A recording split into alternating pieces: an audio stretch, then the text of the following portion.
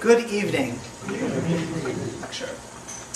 As mentioned last lecture, the collapse of the old world shtetl and the subsequent rise of new non-Torah observant movements in Western Europe, we illustrate that the ideas, practices, and debates of that period, the Enlightenment and post-Napoleon, leads to the current denominational structure in our day. But to be frank, that is a little bit incomplete, because today, when we discuss Eastern Europe and the Haskalah in Eastern Europe, we'll get the full picture. The Napoleonic Enlightenment, which emancipated the Jews of Western Europe, did not reach Russia. Of course, as mentioned last lecture, Russia was attacked by Napoleon, but in 1812, in the winter of 1812, Napoleon lost most of his army in Russia, and subsequently, any measures which had been taken to that point were pushed back. The largest concentrations of Jews in the beginning of the 19th century was in Eastern Europe. Approximately 40% of worldwide Jewry and the vast majority of Ashkenazic Jewry lived in what is called the Pale of Settlement. The Polish partitions, which happened between the years of 1772 and 1815, totally changed the fabric of Russian Jewry. Because until that point, Jews in Russia were relatively a small minority. But starting in 1772, 750,000 more Jews were added from what was Poland and Lithuania into the Russian Empire. When Catherine the Great first accumulated all of these new Jews, she did not treat them negatively. She gave actually some opportunities to be part of Russian Orthodox society, and she levied taxes on the Jews, but not extreme. And if a Jew would have, God forbid, converted to Russian Orthodoxy, they would have full permission to do anything and everything and be part of society. Catherine included them under the rights and laws of the Charter of Towns in 1782. And this presented certain benefits to the Jews who started to become economically successful. Consequently, the Russian Orthodox middle class started to clamor against the Jews. So accordingly, just 3 years later, in 1785, Catherine declared the Jews are officially foreigners with foreigners' rights. This reestablished a separate identity for Jews in the Russian Empire, and Catherine slowly but surely pushed the Jews farther and farther out of the Russian economic circle. And in 1791, established the Pale of the Settlement. From 1791 until 1915, the majority of Jews living in Eastern Europe were confined by all of the czars of Russia to an area called the Pale of the Settlement. The Pale of the Settlement literally means the borders of the settlement. The Pale comprised approximately 20% of the former Russian Empire, which included the present-day Lithuania, Belarus, White Russia, Moldova, Ukraine, and parts of Western Russia. A number of cities were in the Pale, where in the actual areas of the Pale, Jews were excluded from living in. A limited amount of Jews were allowed to live in the cities of the Pale, not just the shtetls. But later, more and more Jews were pushed out of the cities of the Pale, and Jews who were living at the time of Catherine in Moscow and St. Petersburg were expelled from both Moscow and St. Petersburg. In comparison, when Poland was split in 1772, part of Poland went to the Austro-Hungarian Empire. That part of Poland became known as Galicia.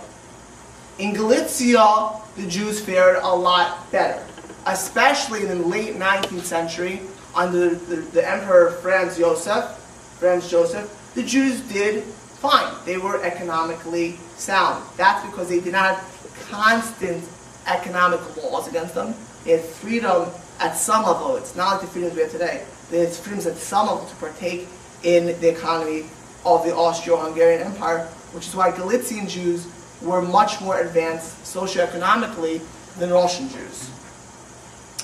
Taxes doubled again on Jews in 1794, and once again Catherine reiterated in 1794 that Jews are not Russians. We are not citizens of Russia. Jews are different. We are separate. We are not part of the country. Just to jump ahead 100 years, by 1886, not only were Jews not part of the country, there were severe quotas on Jews reaching higher education. In the Pale, that was limited to 10%. In outside the Pale, 5% of colleges let Jews. And in Moscow and St. Petersburg and Kiev, only 3% of the university population was allowed to be Jews. Now, to jump way ahead, during World War I, the Pale lost its dominance of the Jewish population. That's because when the Germans came marching in, the Jewish population ran into the interior of Russia, and they went farther than they were before. And of course, the Russian Empire at the time was on the brink. And in 1917, with the provisional government, with the February government of 1917, before the Communist Revolution, the Pale was officially abolished with the government decree on abolition of the confessional and national restrictions, and the Pale with its Jewish population was abolished. Also, at the end of the World War I, this is jumping ahead, but it's very important, one of the most remarkable things happened, and that is that a large part of what was the Pale settlement, including Poland and Lithuania, were ripped out of the Russian Empire. That area included approximately 4.5 million Jews who were saved between 1917 and 1939 from communism, and including the vast majority of all yeshivas. Because had Trotsky was forced with Lenin to sign a deal in the middle to get out. They gave away to Germany, although Germany didn't get it. It was Poland and Lithuania, Latvia. Had those countries remained under the Russian Empire, maybe we don't think about this, they would have been communist starting in essentially by 1920, the war was largely over. They would have been communist. The 19 years between World War I and World War II were years where the yeshivas were dominant, and they were able to escape to both America, to Israel. Of course, the Mir Yeshiva, we'll talk about it in a different lecture, was able to get to Shanghai. If those countries had not been given up in 1917, almost all of Ashkenazic Jewry would have been under the communists by 1920. By Haskalah, by divine providence, Poland, Lithuania, Latvia, Estonia had very few Jews. They were taken out of the Russian Empire just when communism came to the front. Now, going back to the Pale settlement, you would think in the Pale settlement always bleary and always gloomy. The Martin Gilbert, the English historian, if you look at his illustrated history of the world, it's an interesting book. So he points out that in no province in the Pale had less than 14% of the Jews on relief, and in Lithuania and Ukraine, there was as much as 22% of the population was on support. But they were totally, utterly supported internally by the Jewish communities. And the Jews supported themselves. Among the charitable societies organized by Jews, this is a quote from Gilbert, among the charitable societies organized by Jews in the Pale were those to supply poor students with clothes, soldiers with kosher food, the poor with free medical treatment, poor brides with dowries, and orphans with technical education. They had a tremendous social welfare system. They took care of one of each other without the federal government forcing them to tax each other. Jews took care of each other, others. An interesting thing is, if you look in the Pale, there were takanas, there were decrees, no conversion. Now, at first glance, you'd say, why no conversion? Because amongst the few conversions that were in the 19th century, to convert to Judaism in Catholic Poland, or Russian Orthodox Russia, or Lithuania, was a death sentence. It was illegal. It was illegal. The famous Graf Pataki was one of the Russian noblemen. He was killed for converting to Judaism, and others as well. basically it's like converting today in Saudi Arabia to Christianity or to Judaism, they would kill you. In all of Catholic Europe, it was forbidden under heresy laws to convert to Judaism. Same thing in Russian Orthodoxy. But there was another reason why conversion was banned. That's because if you were a Russian peasant and you weren't making it, do you know what happened to you? If you got sick, you died on the street. If you couldn't support yourself, you know what happened to you? You starved to death. Well, if they looked at the Jews took care of each other. You know, it's like this famous story in New York. This has happened more than once. I can know firsthand. You know, you see someone on the Tribe row, the car's broken, and he was wearing a yarmulke, and a religious Jew pulls up to help him out, and he says, Shalom Aleichem. The guy has a Puerto Rican accent, and he says, oh, thank you so much for coming. My car's broken. And he sees the guy in the yarmulke. He says, what synagogue do you daven at? Oh, no, I'm Puerto Rican. I'm Catholic. He says, what are you wearing yarmulke? He says, I know if I get stuck, I put on one of these, so I get car stopping right away. Right? So, you know, the Puerto Ricans know this in New York, and they want to get a hand, put on the yarmulke. You people stop them. Well, the Russian peasants knew that if they wanted to be taken care of, you convert to Judaism, you're a Jew. Better to risk, you know, most cases, they didn't know who converted. Some Russian peasant disappeared, converted, you know what, at least I get a warm meal. Someone offered me a blanket. The Jews took care of each other. So there's actually there was so much of a desire to convert, and it was dangerous to the Jewish community that they banned conversion for many times. Also, in the Pale Settlement, there were Hasidic courts with hundreds of thousands of Jews. Certainly in Poland, what's called Congressional Poland, which was under Russian dominion, but less so. And we'll see even the Cantonist decrees were not really what's called Congressional Poland. There was the Ger Hasidim with tens of thousands, and by the beginning of the 20th century, hundreds of thousands of followers. Vizhnitz, there was Square Hasidim, there was Charkov, Alexander Hasidim, hundreds of thousands, but cumulatively millions of Hasidim in Vilna and in Kovna, in other cities of Lithuania. There were the Misnag, Torah centers. That is how the 19th century starts. But in the 19th century, in Russia, although the Enlightenment would not get there, Haskalah would start to creep in, and that would permanently change the world of Russia. Because when the 19th century in Russia starts, 99% of Russian Jews are Torah observant. 99% approximately of Russian Jews are Torah observant.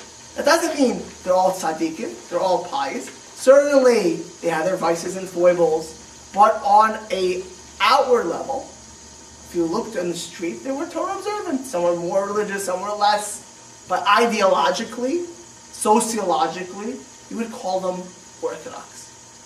That was not the case by far 100 years later. What was Haskalah?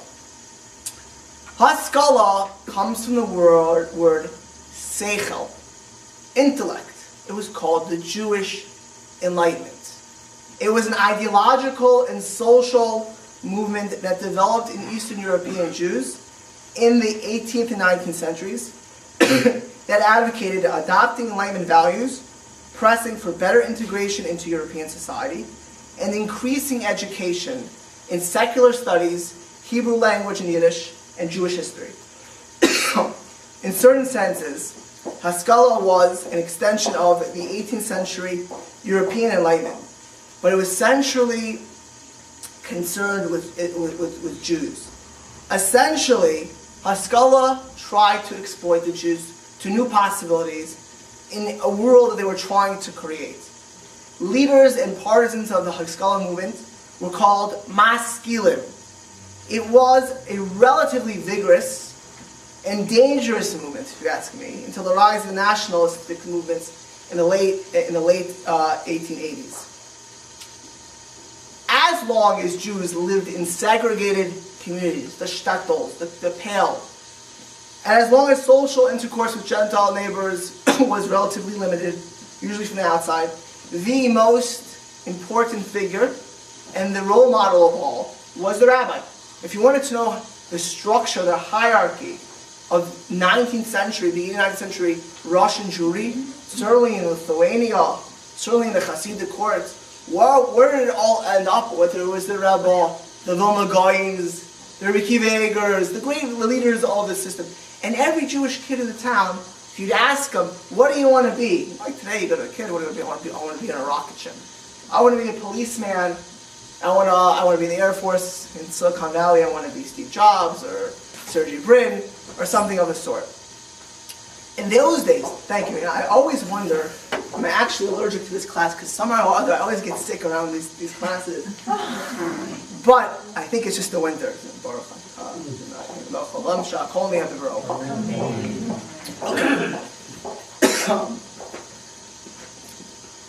Haskalah tried to break that. They wanted the Jews to come out to the world. They tried to change Judaism.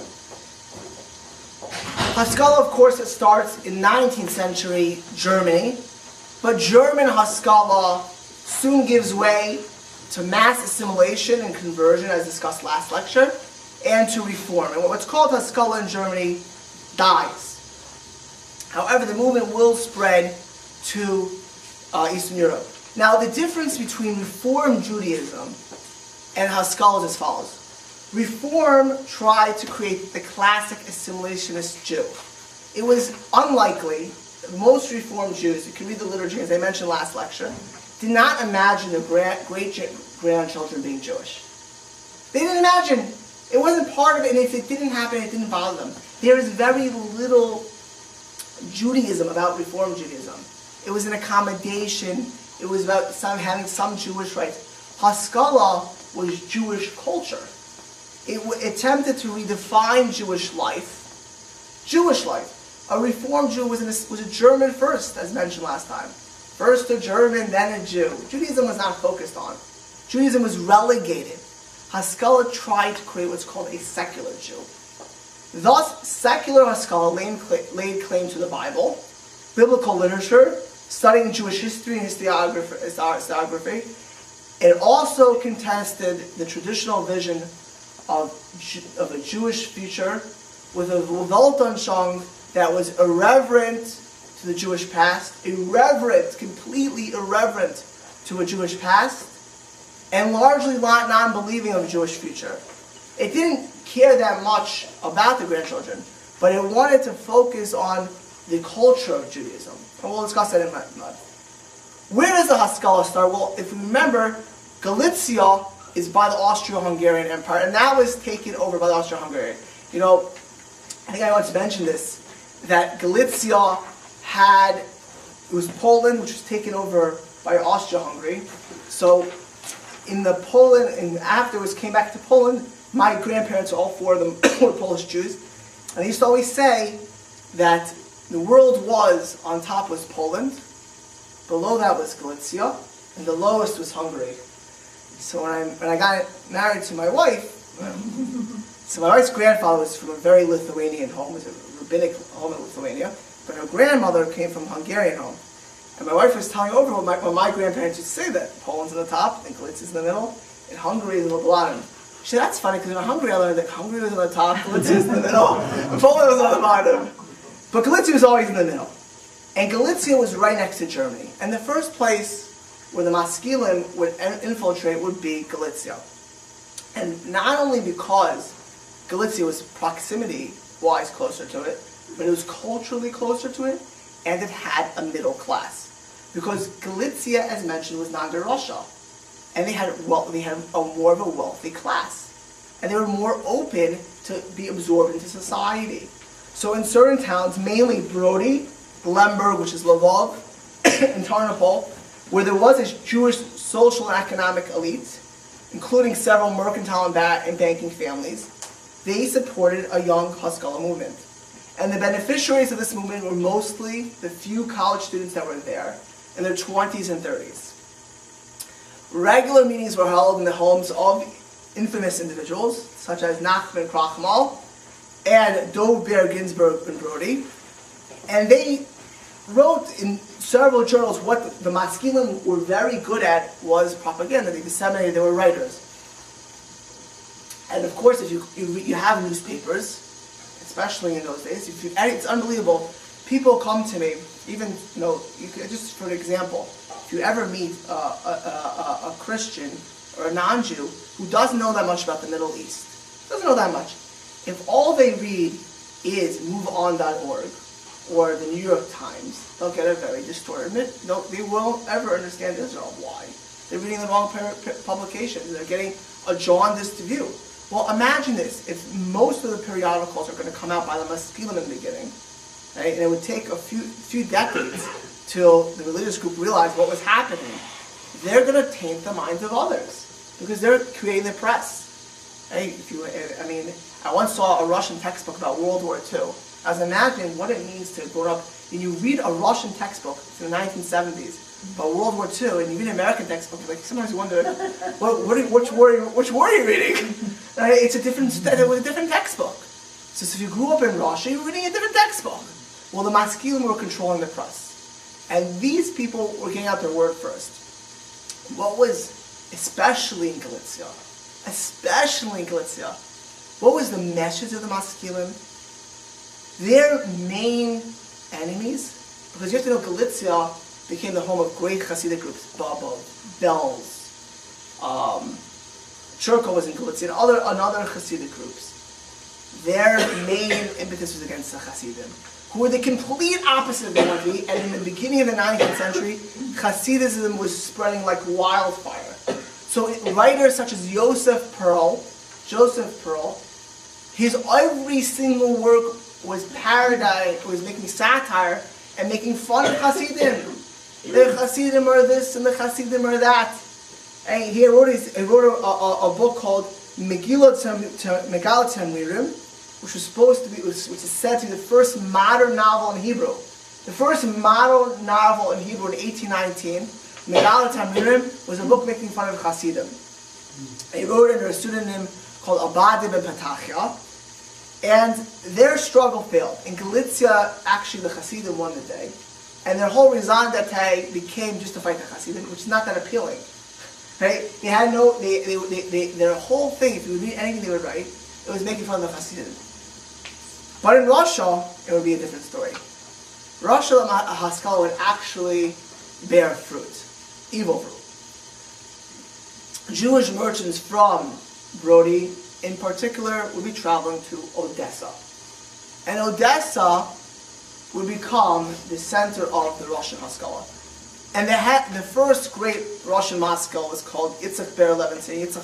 It was called the Russian Mendelssohn. Historians break up the Russian Haskalah into three periods. Up until 1840, from 1840 to 1855, and from 1855 till really when the Russian nationalistic movements, the Bund, the beginning of the communists, socialists, and Zionists would knock out Haskalah. That was between 1855 and the 1880s. In the beginning, before 1840, the Haskalah in Russia was relatively small. It was primarily located in Odessa and in Vilna. It mostly attracted extraordinarily wealthy merchants. Now, it's not surprising that the most successful Russian Jews would be most attracted by Haskalah. Because, unfortunately, you saw this in Germany as well, when you make it to Beren, when you make it up the ladder of success, and Jews are the low of the low in Russia, they're Zhids. They're the Jewish line.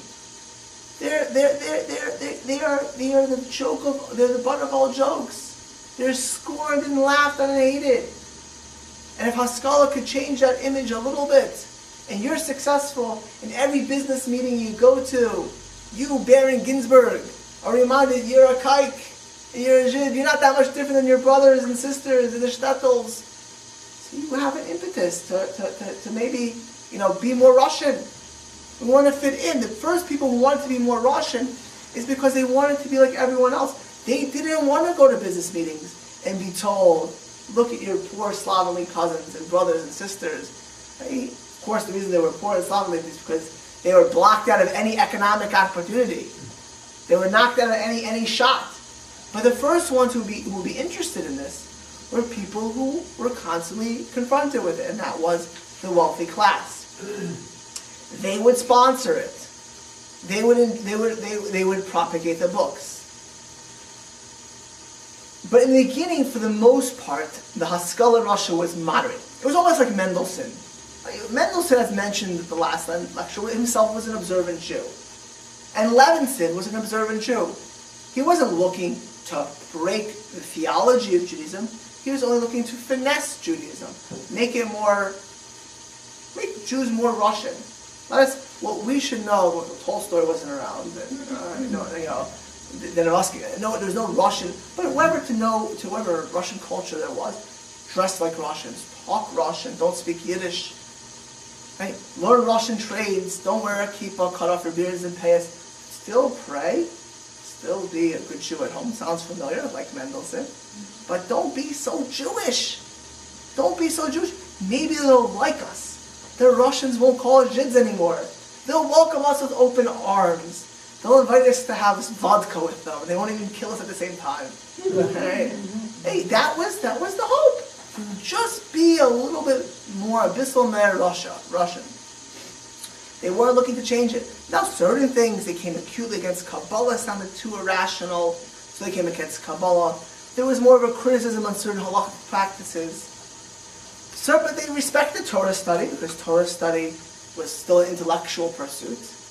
There became a romantic attitude to the Hebrew language, which for hundreds of years was abandoned, as the sole, most valued remnant of a glorious past. So the only thing that was really valuable was the Hebrew language.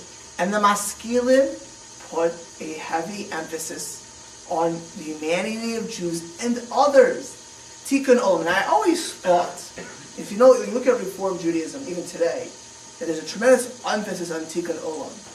It happens to be not necessarily a problem in and of itself, because we should care about the whole world. That's a good thing to care about. But there's such an emphasis, and at some level I think it's because we don't want to look good different. If we take care of Jews, we're parochial. We're focused on Jews.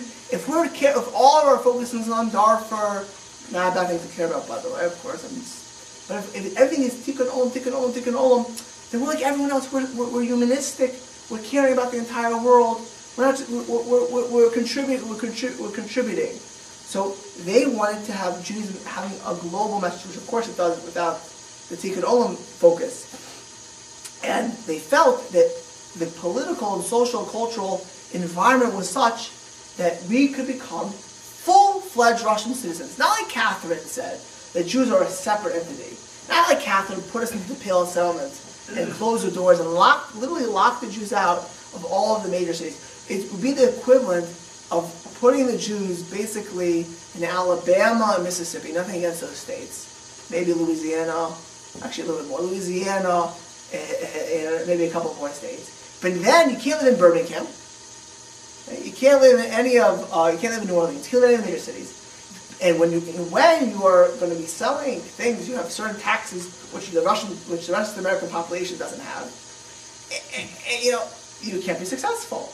But if we would dress like them, we would talk like them, and we would act like them, and we wouldn't be so Hasidic, for sure not, we would be accepted. We'd be great.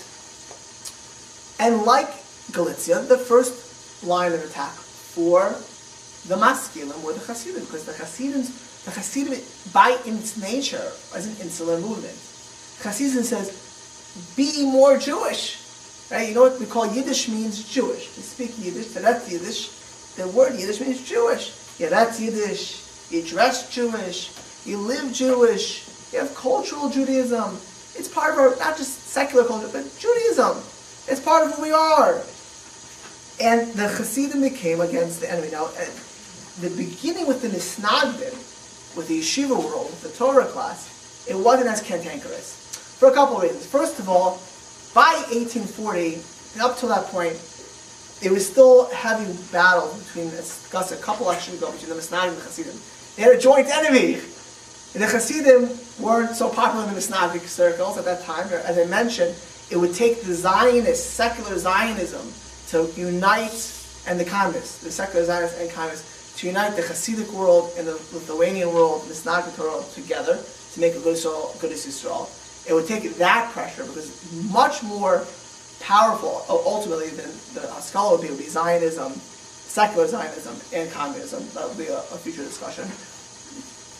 But the Misnagdim at the time were fighting the Hasidim. So if the Misnagdim were fighting the Hasidim, they can't be that bad. They're not that bad. And now the Misnagdim, they're kluger. They're smart. I remember I always said to my Bubby grew up in Poland, in Hasidic Poland. She used to say, well, in Poland they used to always say the Lithuanian Vilna, they're the smart ones. Well, they're Torah, they're intellectual, they're learning a high level of Talmud. We'll take them. But that would change in 1840, because in 1840, the Maskilim tried to get the government involved. And they had help. In 1840, the Minister of Education of Russia was a person named Sergei Uvarov, who had a vision of Russifying the Jews of Russia. He wished to reform the Jews by bringing them more in harmony with their surrounding society, at the same time to free Jews from the damaging influence of the Talmud. From the damaging influence of the Talmud, which was a common refrain in the Tsar's palace. The damaging influence of the Talmud, almost like going back to 15 classes, it was the Romans, when they banned the study of the Talmud. The damaging, you can see it almost in all the societies in Rome, the damaging influence of the Talmud. You get to Russia, the damaging influence of the Talmud, basically giving Jews spiritual succor to be successful. Uvarov recommended having 6 district commissions in the Pale, which had representatives to disseminate education and culture and Russian culture. And immediately, again, remember the Pale is filled with Hasidic courts, with Torah centers. It hit opposition. The Maskilim jumped for joy. But the Torah centers were so strong, and the Hasidic centers had no effect. So the next thing he did was recruit a young clergyman by the name of Max Lilienthal, who at the time had a secular school in Riga, Latvia, which is now Riga, Latvia. And he told him what he would like to do is start a rabbinic seminary and an alternative plan of schools in Russia. And it will be such a benefit for Russian Jews. And Max Lilienthal said, yeah, sounds great. Yes, sir, I'll help you out. And he ran and he went to Minsk. And he told the Jews of Minsk, the Russians are going to love us. All we have to do is open schools. We'll call our kids Boris. We'll drink vodka like them. We'll beat our wives and they'll love us. Of course, Max Lilienthal got kicked out of Minsk. He had to run for his life out of Minsk. Now, Minsk, by the way, for many years, you think what happened to Minsk? Minsk was a city where Rabbi Yaakov Kamenetsky came from, Rabbi Aaron Kotler came from, Reuven Gazelsky, 3 of the greatest Torah leaders in American Jewry, post-World War II, were born in Minsk. Minsk was a Torah center. It was wiped off the map by the communists. Minsk at the time was a Torah, it was the whole fabric, the rubric of Minsk was Torah. He kicked them out. Went to Vilna, which actually had a circle of Maskilim. Even there he was unsuccessful. We went back to Uvarov, and Uvarov gave him a paper. And now he went around.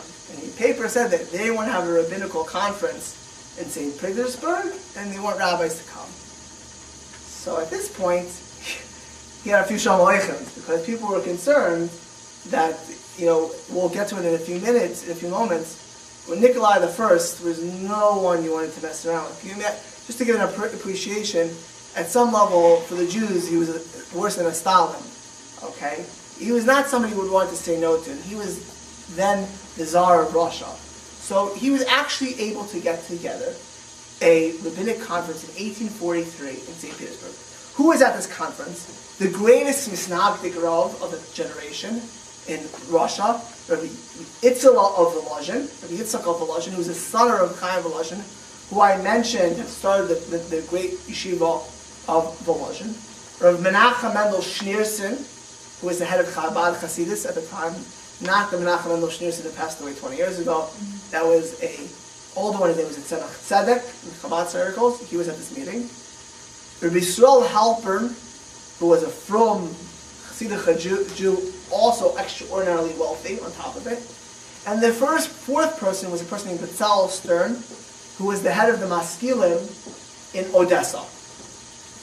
And during this council, Lilienthal said, we're going to have to do this, it needs to be. But ultimately, Rabbi Itzler Volozhin and the rabbis took the day.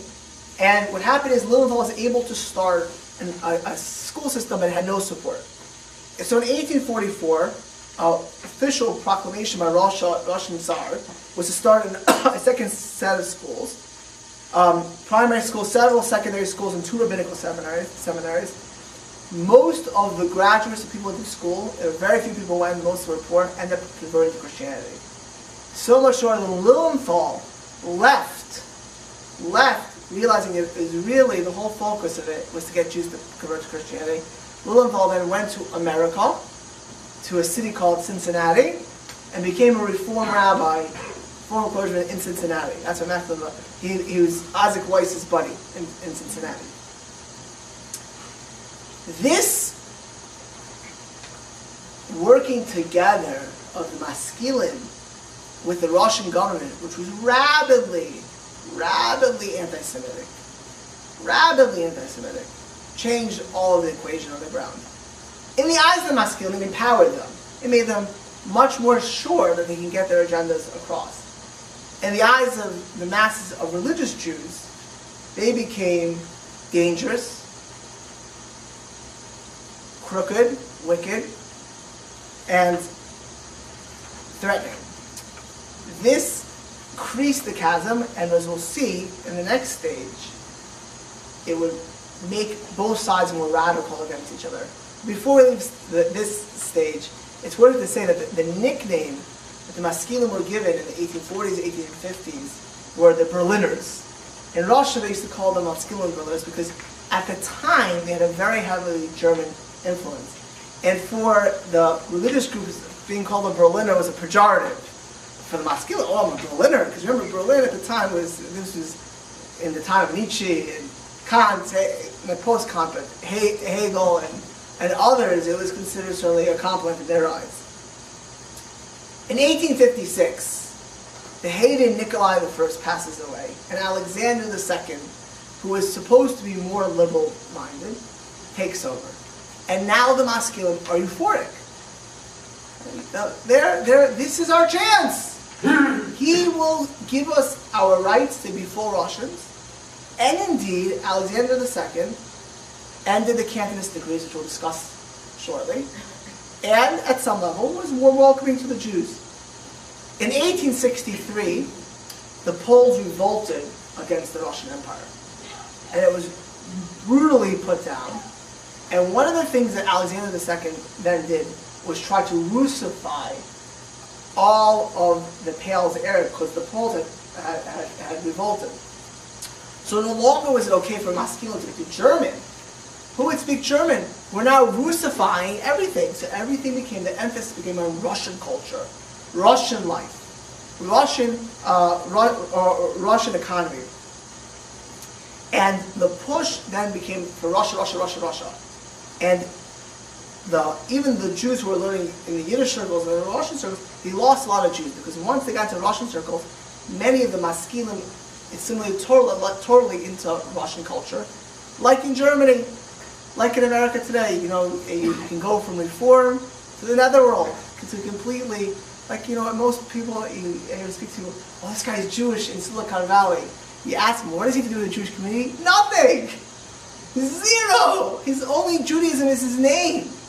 So these Russian Maskilim, many of them completely left Judaism.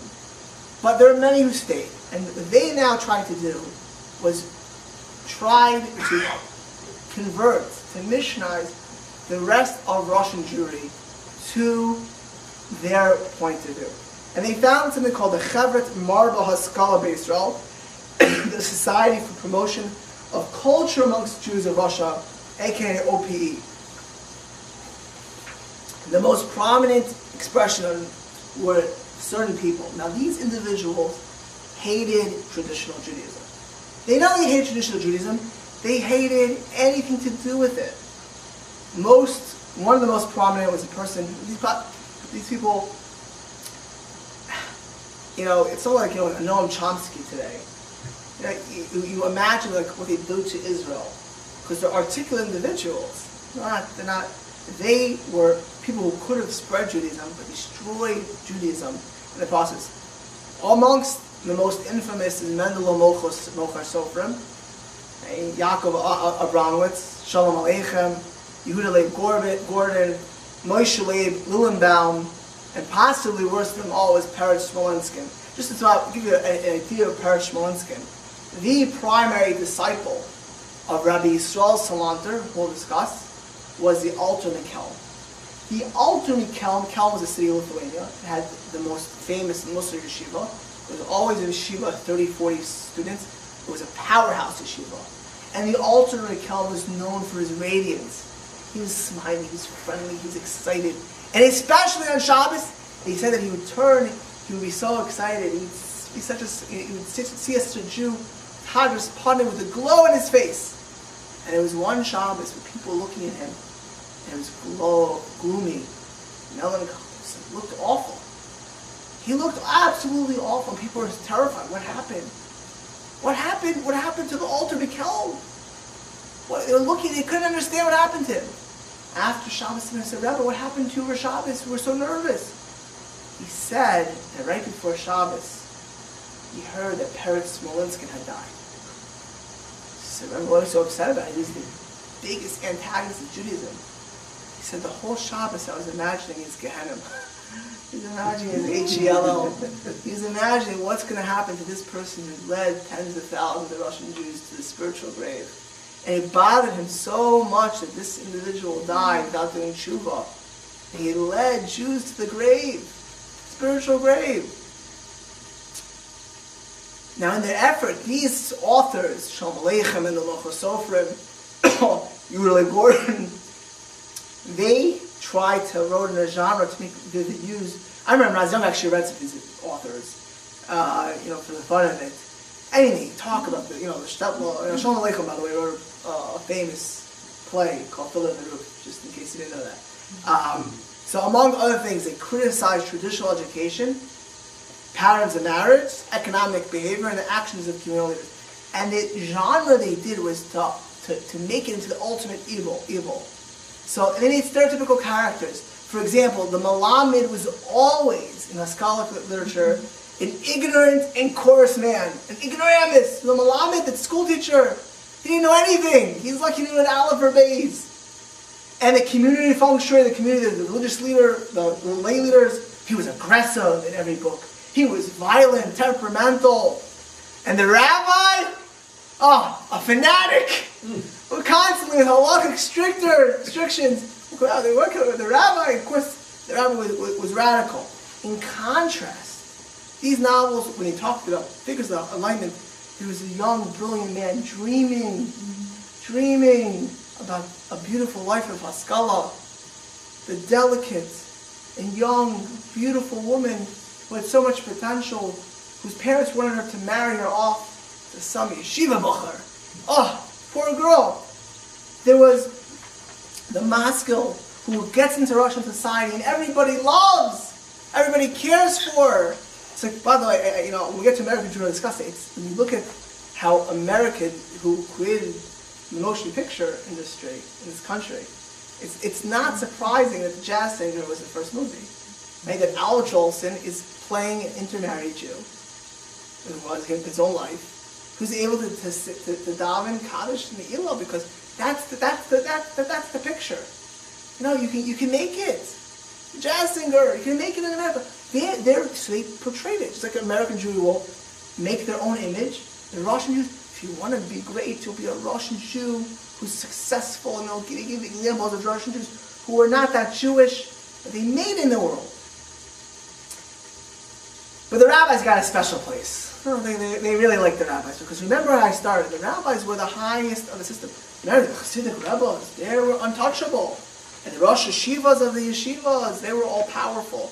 And the rabbis, the Reb Chaim Soloveitchiks, if you were a brisk, Reb Chaim Soloveitchik's a rabbi, well, he's the competition. What do you think Reb Chaim Soloveitchik had to say about Haskalah? He's the one who's going to blast you. Hey, the Malbim is the Rav of Bucharest. They went after the Malbim, this is in Romania. They went after him tooth and nail. There's a famous story with the Malbim, that they sent him a picture of a pig. So he sent back the head of the Haskalah. So he sent them back his picture. Said, "Thanks for your picture. Here's mine." But they went after him. I mean, it's not. The rabbis were the number one target because the rabbis were the ones who spoke out against the Haskalah, and they were the head of the hierarchy. So they portrayed an unbridgeable gap between religion and life, right? And that the rabbis who interpreted how it's so archaic, they're living in the Middle Ages, they're not contemporary, they're not progressive, they don't understand what's going on in the world, they never left their cave. Right? Basically, they think that they don't know what science is. I was once reading someone who was from a secular paper, like they're talking about religious Jews. Yeah, they don't know what grass is. They don't know what trees are. I'm like, who are they talking about? Like they were describing. It was in Israel. I was reading that they were trying to describe a certain community. They don't know what grass and trees are. Like people believe this stuff. They're talking about religious. So make the rabbis into hermits who were clueless, and they were not contemporary. Lillenbaum had a whole plan that we have to reform Judaism. Right? Much like we have to reform Judaism because almost like reform in Germany, because our halakhic process, we went a little bit too far. We have to make it more loosey, kind of like a conservative did years later. Make it more loose, make it more free. You have to be part of Russian society. He was unsuccessful. Interestingly, Lillenbaum became one of the heads of the Russian Zionists years later. And as we'll see, one of the reasons why the Orthodox in Russia and the secular Zionist leaders would never get along was people like Lillenbaum were the ones who were founding Russian Zionism. That's a different lecture. For years, though, they tried to get traditional rabbis to change. But one of the things that happened is if you were, there's no question, even in the 9th century, the Shtetl life had much to be desired. There were things that could have been finessed, there were things that should have been worked out. And there were many even traditional rabbis who could have been honest enough to say that there were problems. Many of the problems were induced because you had a very oppressive system. And when your hands are tied and your feet are shackled, there's not that much you can do. They had all things stacked up against them as living as religious Jews. But there were people who would have done good changes. But the problem is if the Maskilim were doing it, we were against it. And the religious attitude became that anything that Maskilim were being involved in, we couldn't be involved in for two reasons. Number one is we give them credence. And number two is if there's an opening, they're going to say, oh, they really agree with us. Hey, they're on our side. And especially in certain circles, in the Hasidic circles in particular, the Maskilim were heretics. And even today, if you go to Laurel Park, even cities like Lakewood, and you see the word Moscow, it's the biggest pejorative. These were people who destroyed Judaism. Who took Jews who were God-fearing and made them cynics, who ripped away the Jewish past and gave them no future, as we'll see. By the second half of the 1870s, it became clear that radical Haskalah reached a dead end. That is because radical Haskalah, the few people that actually affected in Russia, became completely assimilated. And ultimately speaking, it wasn't that appealing because most of what radical Haskalah was offering was a debasement of traditionalism, of traditional Jewish world. Another thing happened.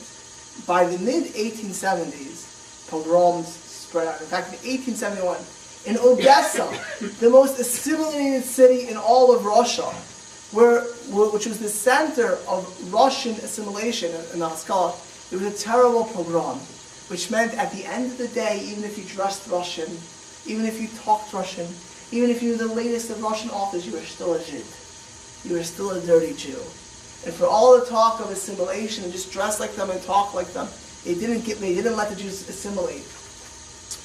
And as mentioned, other Jews, were not taken. We'll get back to what happened with Haskalah afterwards. Now, what was the Orthodox response to Haskalah?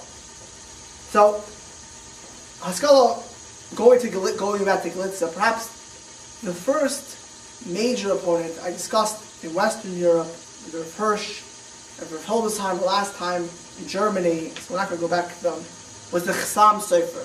It was Moshe Sofer Schreiber, who was the greatest rabbi in Central Europe in the early 19th century.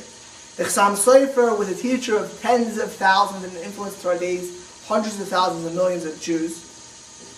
He was a gadol, a great, great sage in Torah. His works are studied daily in yeshivas around the world, both on the Torah, on the Bible. He's a commentary. He has a classic book on Shas, on the Gemara. His responser are famous. His halachic psukim are famous. He was the Rav of Bratislava, which at the time was called Pressburg, which was one of the greatest cities of the Austro-Hungarian Empire. And he was a fierce opponent of reform in Haskalah. He was born in Frankfurt in 1762 during the 7 Years' War. At age 9, he entered the yeshiva of Rav Nosson Adler of Frankfurt, who was Rav Nosson Adler, one of the great sages of the generation. And by 13, he was so great that Rav Pinchas Horowitz, the Haflah, asked him to study by him. At a very young age, in 1794, he became a Rav in Austria-Hungary. In 1797, he was the Rav of Mattersdorf, which is one of the 7 communities of the 7 Kehillas of Burgenland. And eventually, in 1806, he became the Rav of Bratislava in Pressburg, where he was the Rav for 30 years. He passed away in 1839. He founded the greatest yeshiva in Central Europe, which was Pressburg, which educated hundreds and eventually thousands of students. The yeshiva was in 1938-39 really, was moved by his great-grandson, Rabbi Kiva Sofer, to Jerusalem, where it is to this day.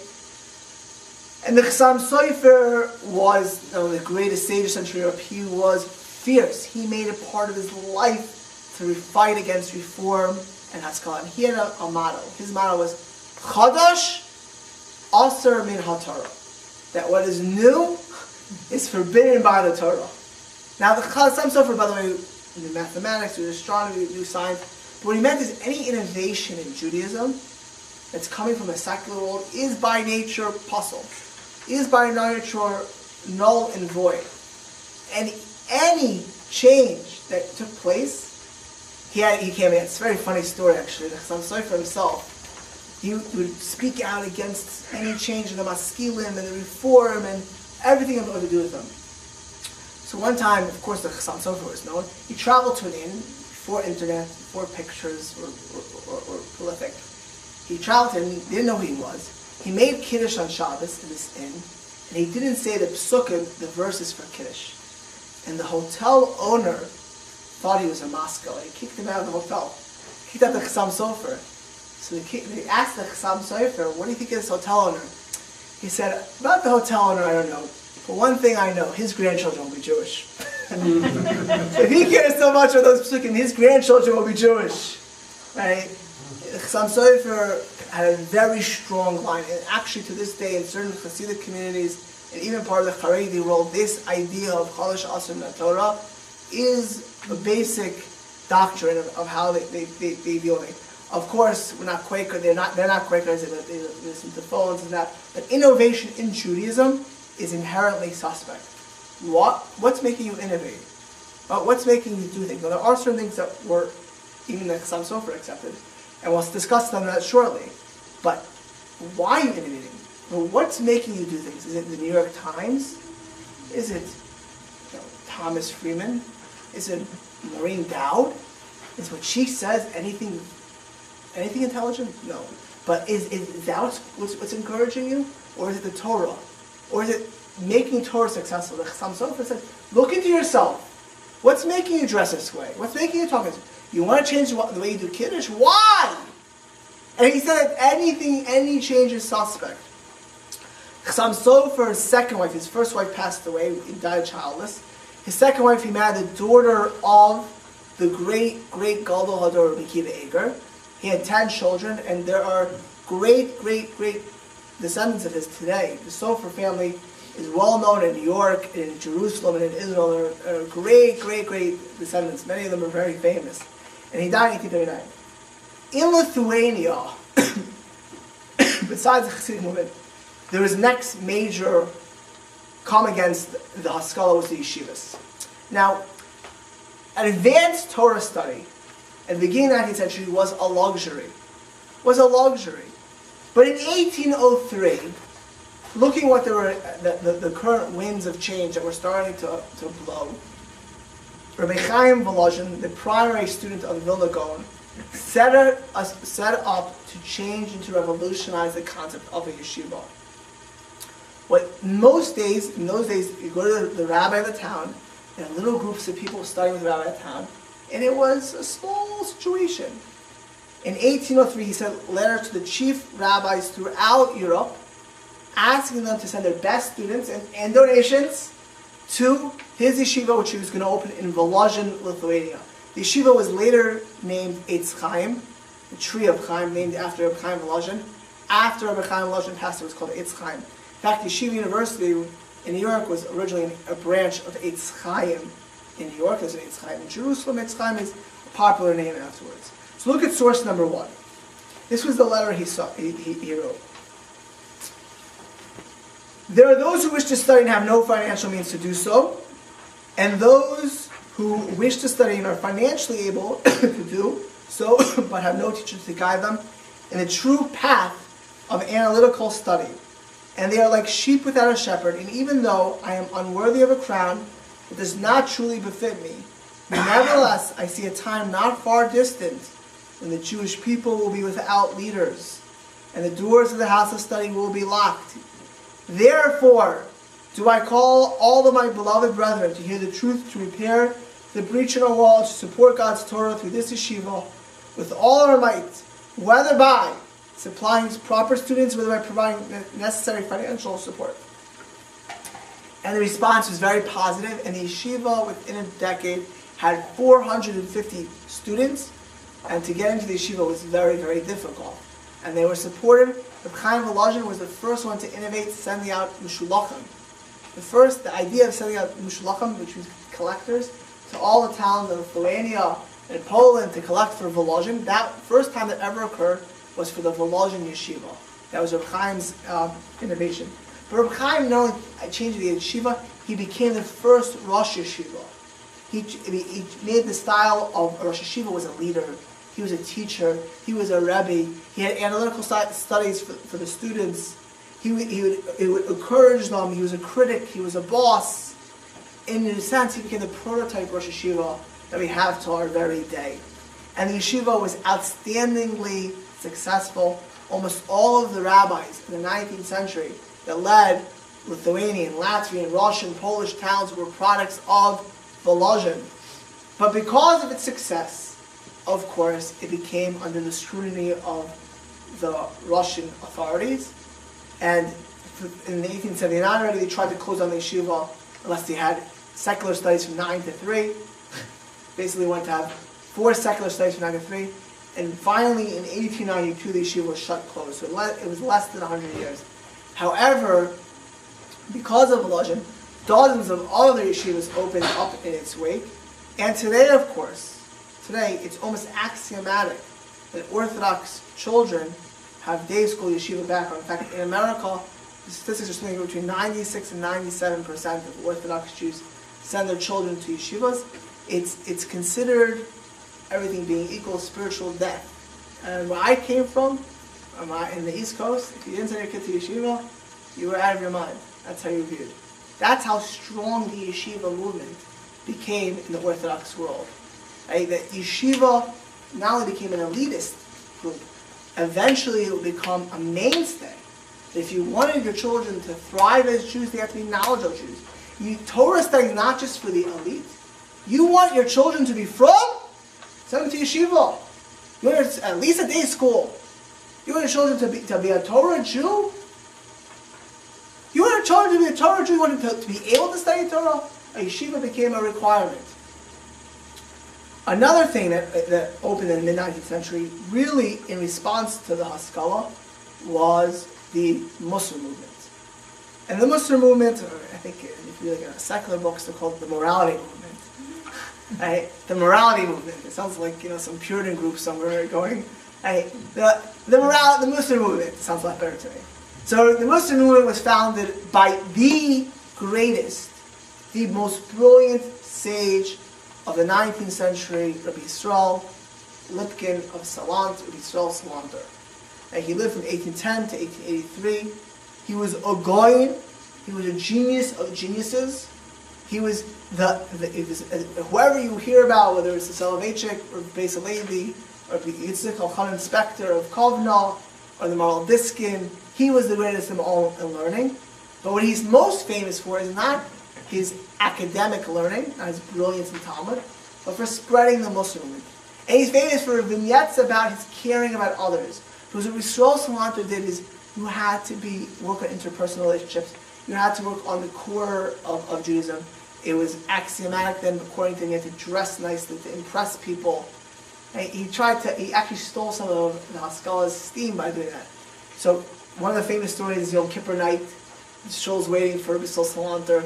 Everyone's waiting. It's Kol Nidrei. Where's the rabbi? Where's Yisrael Salanter? We can't start the davening without him. They start looking through the town, and they find him with a baby. Apparently, a mother had left her baby to go to Kol Nidrei. Left her baby behind. The baby's sitting there screaming. And as Yisrael Salanter is walking to Kol Nidrei, he hears the baby screaming. He looks in the house. No one's there. So he sat down with the baby. Playing with the baby. And they come running to us, oh, where are you? It's the baby cry. How can I go to Kol Nidrei? Another famous story, and this is his leadership, when the candidates, he would stand up to anyone and everyone to make sure that the kids weren't stolen. And he pushed that all of the yeshivas should study ethical works, but not only study, but focus on it. Focus on it. Work on yourself. Work on being a holy Jew. Learn Musar. Get Yirah Shamayim, get fear of God, because if you just do Judaism because you're in a cultural Judaism, you live in a shtetl, and everyone around you is Orthodox, that's not going to make you a God-fearing Jew. You got to study Musar. You got to learn Musar to work on davening. You got to study Musar to work on being a friendly Jew, a loving Jew, a caring Jew. You got to work on Musar to know to fight against Haskalah, not to be a wimp because you got to stand up for Judaism. And then primary manual of the Muslim movement became Mesilas Yesharim, the path of the just. A work by Rabbi Moshe Chaim Luzzatto, the great 18th century Kabbalist. Other works became popular as well. The work I was teaching recently, Tomer Devara, 16th century work by Rabbi Moshe Devara. What Yisrael Salanter tried to do, it's funny because Reform Judaism and Haskalah tried to change Judaism. Rabbi Yisrael Salanter tried to change Jews. Remember going way back I said that Judaism is perfect, Jews are not? Judaism is perfect, Jews are not. Jews have mistakes. We have plenty of things we can improve on. Even today, there's no perfect system for the Jews. There's no community you can say is perfect. But Jews can always use improvement. Judaism, if it's done correctly, is the best thing in the world. It's God's Torah. So we saw Salanter went out to change Jews. Now, at first, we were called Am Kshei Ora. We're stiff-necked people. Jews get suspicious. Who is he trying to change the yeshivas? Why is there so much of a focus on the Musar? And even Rabbi Yisrael Salanter was criticized by Orthodox Jews. What are you trying to do? What are you trying to accomplish? But ultimately, he won the day. And Musar became a part of the curriculum in all major, in the vast majority of major of yeshivas. Certainly, lectures today, anyone's been to my lectures, I think there's a Musar component. Musar is a reality in the Jewish world today.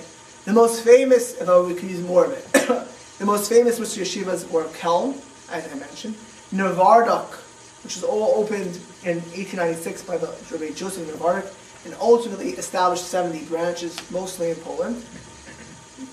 And Slobodka in 1884 started by Rabbi Nosson Tzvi Finkel, which later moved to Hebron in Israel, was destroyed in Hebron, and now is a branch in Jerusalem and in Bnei Brak.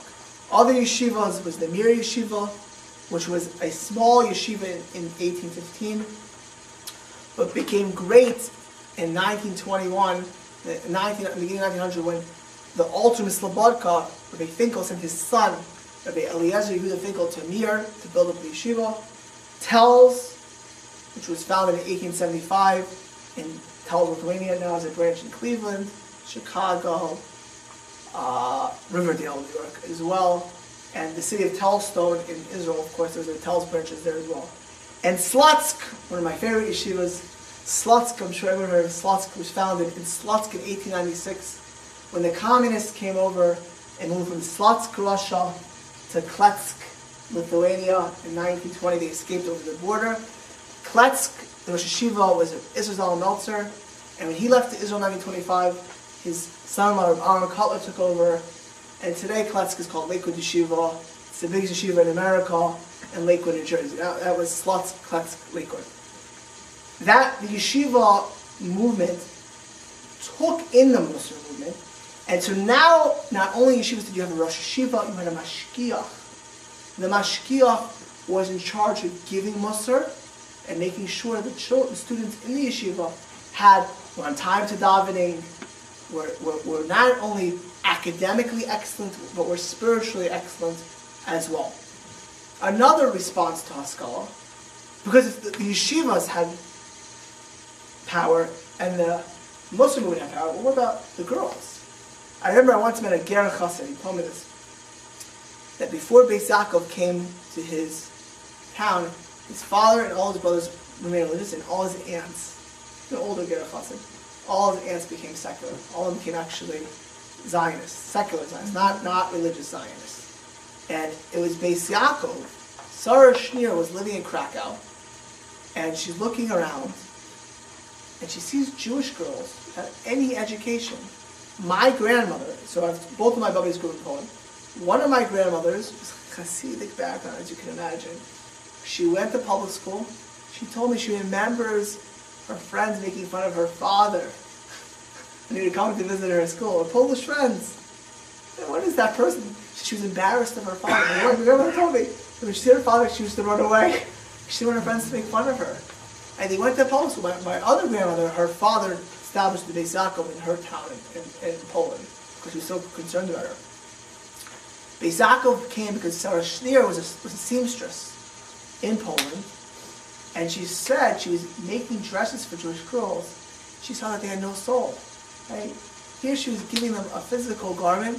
They were lacking education. So with the approbation of the greatest tzaddik and good sage of the generation, the Chavetz Chaim, and the Ger Rebbe, in the beginning of the 20th century, the Beis Yaakov movement started to have mass Jewish education for girls, and that, of course, took root today. It's every Jewish girl, has, whether Beis Yaakov in New York, Israel, now Meir Academy in our own Bay Area, or Florida. It's part of the world, but that was a response to a secular world which was encroaching on Judaism. As mentioned, more than anything, perhaps why the Haskalah was not successful, was because no matter what you did in Russia, you were still a Žid. You were still hated. So just to go back for a moment or two, Tsar Nikolai I probably was the cruelest, most brutal of any of them. And in 1827, in the third year of his reign, he had a decree called the Cantonist Decrees, which meant he took boys for 25 years of service. Right? Nikolai wrote in a memorandum, the chief benefit is to be derived from drafting of the Jews is a certainty that it will move them most effectively to change their religion. And Simon Dubnow, who was a famous Russian Jewish historian, he also wrote that the barrack was to serve as a school, or rather a factory, for producing a new generation of de-Judaized Jews who were completely Russified and, if possible, Christianized. So the Cantonist decrees, started in 1827, took Russian Jewish children at young ages for 25 years of service. And they would beat them daily unless they prayed with the priests. They were taken away from their parents at a young age. Officially, it was supposed to be from 12 to 18-year-olds, but most of them were 8 or 9 years old. And the reason is because they were kidnapped. They couldn't get quotas, and ultimately what happened is most of the boys that were taken to the Cantonists were kidnapped from the poorest families, or they were orphans at young ages, and they were thrown into the Russian army. The effect of this was so traumatic on the Jewish community because they were put a gun into that. Some communities did things which are unspeakable because they were forced. Or when you think back to how the Nazis forced the Jewish councils to pick the Jews to the death, That's really what they forced certain communities to do. They had to pick the kids. And ultimately what happened is people were kidnapping kids because if their own kid was going to go, they didn't want that. So they would take the kids who had no protection, no one to watch out for them, take them and throw them into the Russian army. One of the things that we saw Salanter went screaming town to town about were these kind of things going on. And if it wasn't bad enough for this, which was taken away in 1856, there was government-sponsored anti-Semitism. For example, just jumping ahead, in 1903, there was the Protocols of the Elders of Zion, which was written by the Russian secret police in 1903, which, according to many counts in history, is the second biggest seller after the Bible. The Protocols of the Elders of Zion is more, and probably the Quran. I can take that back. I think they were counting the Western world. Supposedly, the Protocols of the Elders of Zion was a secret meeting. Now, it was based off the 1897 First World Zionist Congress in Basel, Switzerland, and it was a secret meeting that every 100 years the Jews get together to plot the world. That all the rabbis gather together in a cemetery, and they all sit and figure out how are we going to rule the next 100 years. Right? How will we rule? It's such a preposterous book that it only could anti-Semitic be so irrational to read it. Well, guess who loved these books? Well, I don't have to tell you a surprise. Adolf Hitler, one of his favorite books, quotes in Menachem. How about Henry Ford? Henry Ford published the book, sponsored 500,000 copies of the book to be written. By the way, they interviewed Nazis, the American army interviewed Nazis, and there were many Nazis who said that the number one influence on them was Henry Ford. Just to know what kind of anti-Semite he was. He was awarded by the Nazis in 1938 an award for helping German culture. His Dearborn Independent constantly was filled with anti-Semitic stuff. He was sued in 1927, so he stopped to an extent. But he published the Protocols, he published other anti-Semitic creeds as well. The Egyptian president Gamal Nasser, in fact, in the Arab world today, the Protocols are constantly sold. King Fahd of Saudi Arabia. And if any of us want to buy it, we can buy it. Go to Amazon.com, BarnesandNobles.com, freedom of speech. Right? And it's on the internet, anyone can get it. Besides the Protocols, the Elders of Zion, there were state-sponsored pogroms. Now, why would the Russian Tsar have state-sponsored pogroms? Simple. Because as the 19th century ends, at the time of Alexander III, where it got much worse, the government was under duress. And you need scapegoats. And the Jews were the best scapegoats. So they started blaming the Jews for everything. And more pogroms were happening, especially when Alexander III took over. Not only did he have pogroms, but in the May laws in the 1880s, he said as follows. 1, it is henceforth forbidden for Jews to settle outside of the cities and townships. He started limiting again where they could live. They couldn't register property. They couldn't do commerce on Sundays or Christian holidays. Look at source number 2. Expulsions, deportations, arrests, and beatings became the daily lot of the Jews, not only of the lower class, but even of the middle class. And the Jewish intelligentsia, the government of Alexander III, waged a campaign of war against its Jewish inhabitants. The Jews were driven and hounded, and emigration appeared to be the only escape from the terrible tyranny of the Romanov. In fact, Slobodka, which removed one of its branches to Jerusalem when they moved, the altar of Slobodka said, he asked him, why are you moving the yeshiva from Lithuania to Israel? He said, because we feel the ground burning under our feet. Feel the ground burning under our feet. The Jews started to feel the ground burning under their feet in the late 1880s in Russia.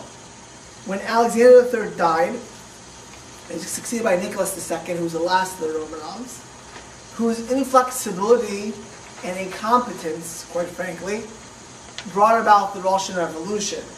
He had his number one advisor at the end of his reign was a witchcraft guy named Rasputin, who was, it's like basic, I don't want to get into our president, but it's like the basic equivalent of having some astrologist come to the president, giving presidential advice, any president, and giving that advice how to decide on the stock on taxes, how to decide on government policies, and you're listening to some astrologist, you took from downtown with 8 tattoos. That's who he had helping him out.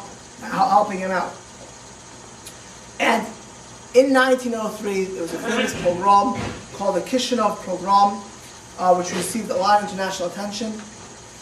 Why did it receive so much international attention? Because Western Europe was horrified. Western Europe, Germany, was horrified, and France was horrified. We'd see 40 years later they wouldn't be so horrified. But in 1903 they were still horrified. They were horrified what happened, and the Tsar said, told the police to stand by and do nothing, as over 118 Jews were slaughtered in the middle of the street. This is source number 3. I'm not going to read the whole source. This is Chaim Nosson Bialik, the famous author. In his piece, The City of Slaughter, describing the Kishinev pogrom, arising, going out to the city of slaughter, into its courtyard, winding the way. There with thine own hand touching with the eyes of thine head. Behold, on tree, on stone, on fence, on mural clay, the splattered blood and dry brains of the dead. Right? The Jews were slaughtered in broad daylight as the Russian police watch Russians go from house to house in Kishinev and kill Jews. Okay? And between 1903 and 1907, there was a general unrest in Russia. There was a revolt in 1905. And that time there were 284 pogroms specifically against Jews, with 50,000 casualties. If you believed at this time in Haskalah, become Russian, they'll love us! That was long forgotten. Nobody thought at that point that Haskalah was the answer to the Jews. What was the answer then? We'll see in the lectures ahead. But what Haskalah did accomplish, it did not accomplish its goals, but it destroyed the fabric of traditional Judaism. So that by the 1880s, after decades of rabbinic Judaism being satired, made fun of, the genres of Mendel Sofer, Jews became more invested in outside things. And they were open to the Bloom. In 1820, no Jews were born into the Bloom because it was not a religious organization. It's communism, secular Zionism, which was secular Zionism in its root, was anti-religious in the beginning, or non-religious at best in its beginning. Other anarchism, socialism, and everything else but religious Judaism. The Maskilim gave way, many of them, to secular Zionism, which, as mentioned, would cause a rift amongst many of the Orthodox, and we'll get to that in the last lecture, in the beginning of it. But more than anything else, what the Maskilim did was break down a religious culture, so that you had Jews like Trotsky come. You had Jews like Zinoviev, Gregory Zinoviev. I have too many Russians here, getting nervous to say the names.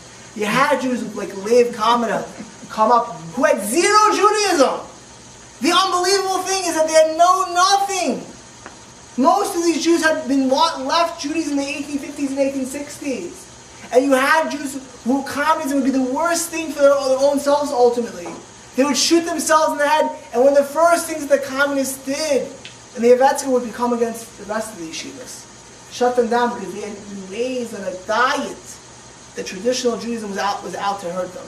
And we got to get rid of it. And even though Lenin said no more anti-Semitism, Russia, before Stalin, Russia will have no more anti-Semitism. The first thing that the Russian Jews who were communists was shut down the last yeshivas, the Beis Yaakovs. That's why the yeshivas had to run out of Russia. That's why it was Haskalah. It was divine providence that Poland, Lithuania, and Latvia were not under them. One other result of the severe pogroms, government-sponsored anti-Semitism throughout the later part of the 19th century, especially after the murder of Alexander II in 1881. One other strong result that happened was emigration of Jews. As mentioned, the ground started to burn under the feet of the Jews. In between 1881 to 1914, 2 million plus Russian Jews left Russia.